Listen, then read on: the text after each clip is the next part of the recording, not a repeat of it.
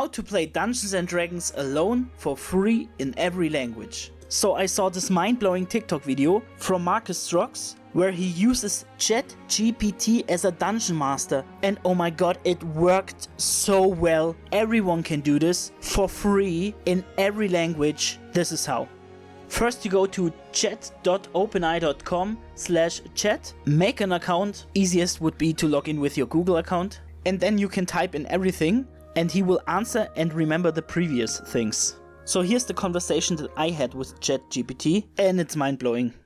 Hello ChatGPT, today I want to play Dungeons and Dragons with you. You take the role of the Dungeon Master, describing a scenario in a fantasy world where my character sits in a bar and something happens. Then you ask me what I want to do as my character. After my reply, you drive the story forward and describe what happened next, building up a story and expanding the world while playing. Hello, I would be happy to help you play a game of Dungeons and Dragons. To start, you are sitting in a crowded, noisy bar in the city of Waterdeep. The air is thick with the smell of ale and sweat, and the sound of clinking glasses and lively conversation fills your ears. Suddenly, the door to the bar bursts open and a group of armed men burst in, their faces twisted with anger. They begin shouting and searching the room, looking for someone. What do you do as your character? Do you try to blend in with the crowd and avoid attracting attention, or do you try to find out what's going on and possibly intervene?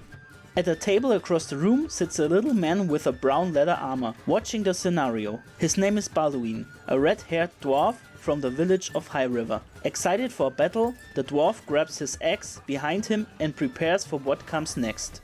The men continue shouting and searching the room, looking for someone. One of them approaches Balduin and demands to know if he has seen a human fitting a certain description. What does Balduin choose to do?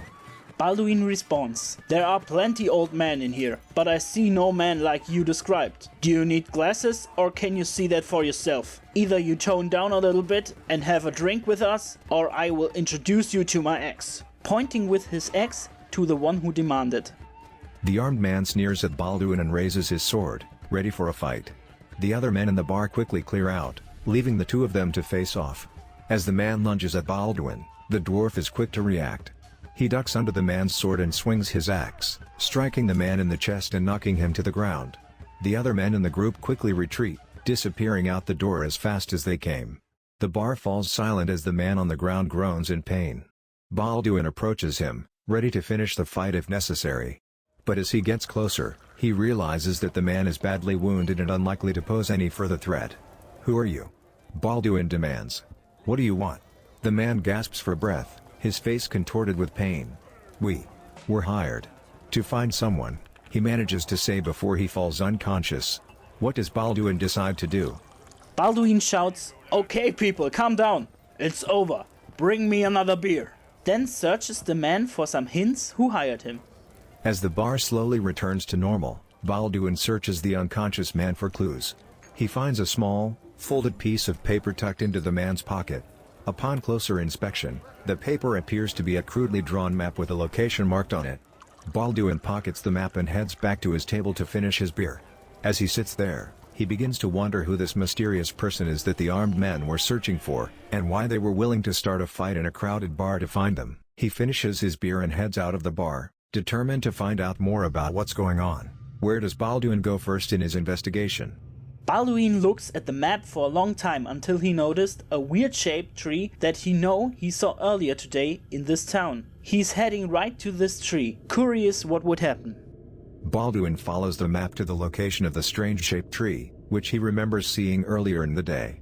As he approaches, he notices that there is a small clearing around the tree, and in the clearing stands a hooded figure.